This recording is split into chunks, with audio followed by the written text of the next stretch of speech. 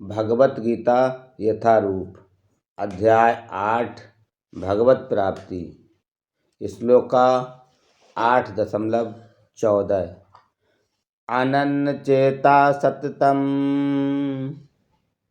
यो माम स्मरति नित्यशा तस्य आहम सुलभा पार्था नित्ययुक्तस्य योगिना। भावार्थ, हे अर्जुन, जो अनन्य भाव से निरंतर मेरा स्मरण करता है उसके लिए मैं सुलभ हूँ, क्योंकि वह मेरी भक्ति में प्रवृत्त रहता है। तात्पर्य, इस श्लोक में उन निष्काम भक्तों द्वारा प्राप्तव्य अंतिम गंतव्य का वर्णन है जो भक्ति योग के द्वारा भगवान की सेवा करते हैं। पिछले श्लोकों में 4 प्रकार के भक्तों का वर्णन हुआ है: आर्त, जिज्ञासु, अर्थार्थी तथा ज्ञानी। मुक्ति की विभिन्न विधियों का भी वर्णन हुआ है: कर्म योग, ज्ञान योग तथा हठ योग। इन योग पद्धतियों के नियमों में कुछ न कुछ भक्ति मिली रहती है, लेकिन इस श्लोक में शुद्ध भक्ति योग का वर्णन है जिसमें ज्ञान, कर्म या हठ का मिश्रण नहीं होता, जैसा कि अनन्य चेता शब्द से सूचित होता है। भक्ति योग में भक्त कृष्ण के अतिरिक्त और कोई इच्छा नहीं करता। शुद्ध भक्त ना तो स्वर्ग लोक जाना चाहता है, न ब्रह्मा ज्योति से तादात्म्य या मोक्ष या भवबंधन से मुक्ति ही चाहता है। शुद्ध भक्त किसी भी वस्तु की इच्छा नहीं करता। चैतन्य चरितामृत में शुद्ध भक्त को निष्काम कहा गया है।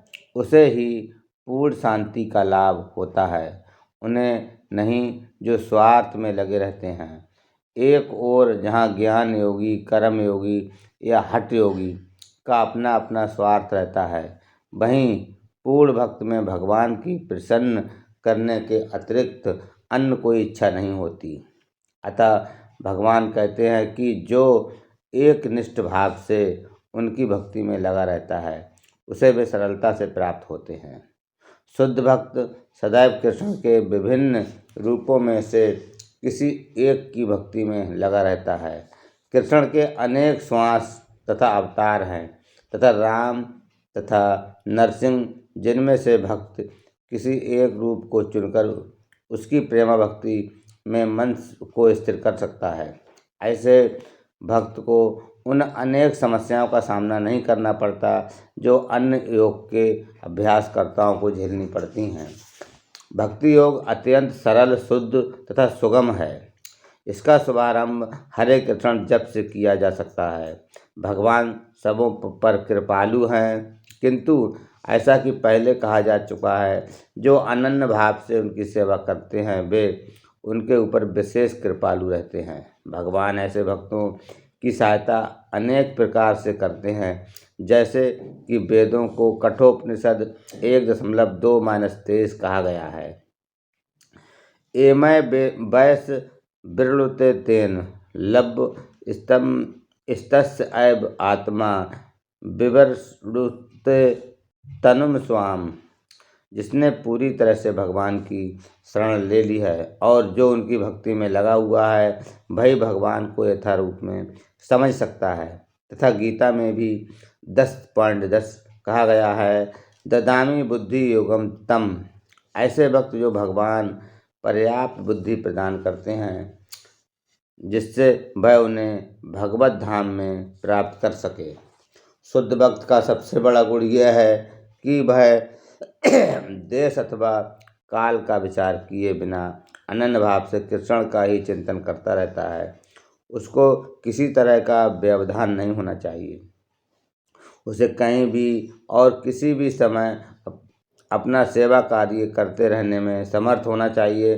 कुछ लोगों का कहना है कि भक्तों को वृंदावन जैसे पवित्र स्थानों में या किसी पवित्र नगर में जहाँ भगवान रह चुके हैं रहना चाहिए, किंतु शुद्ध भक्त कहीं भी रहकर अपनी भक्ति से वृंदावन जैसा वातावरण उत्पन्न कर सकता है। श्री अद्वैत ने चैतन्य महाप्रभु से कहा था आप जहाँ भी हैं हे प्रभु वहीं वृंदावन है। जैसा कि सततम तथा नित्यतः शब्दों से सूचित होता है। शुद्ध भक्त निरंतर कृष्ण का ही स्मरण करता है और उन्हीं का ध्यान करता है।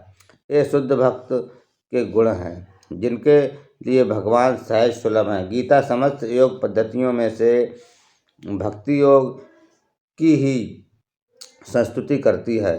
सामान्यतया भक्ति योगी 5 प्रकार की भक्ति में लगे रहते हैं। शांत भक्त जो उदासीन होकर रहकर भक्ति में युक्त होते हैं।